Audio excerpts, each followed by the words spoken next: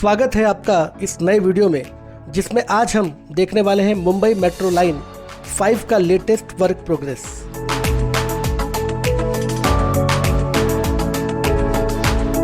इस मुंबई मेट्रो 5 का track length 24.9 kilometre होने वाला है। इस ऑरेंज मेट्रो लाइन 5 का काम 2 फेजेज में होने वाला है। फेज 1 थाने के कापुर बावड़ी से भिवंडी तक, जिसका वर्क प्रोग्रेस आज हम इस वीडियो में देखने वाले हैं। वहीं पर फेज 2 में भिवंडी से कल्याण तक का मेट्रो ट्रैक का निर्माण होना है, जिसका फाइनल अलाइनमेंट होना बाकी है, जिसके चलते इस फेज 2 में अभी कोई काम नहीं देखा जा सकता। आइए इस मेट्रो लाइन 5 के अलाइनमेंट को आसानी से समझने के लिए मैप एनिमेशन की ओर चलते हैं। आज के वीडियो में हम कापुर बावड़ी से धमंकर नाका तक के फेज 1 का जायजा लेंगे। जैसा कि हमने पहले ही बताया था कि इस मेट्रो लाइन 5 के निर्माण कार्य को 2 फेजेज में बांटा गया है, जो आप इस एनिमेशन के जरिए देख सकते हैं। इस फेज 1 में तकरीबन 85% काम पूरा हो चुका है। वहीं पर इस मेट्रो लाइन की डेडलाइन की बात करें तो वो दिसंबर 2025 तय की गई है।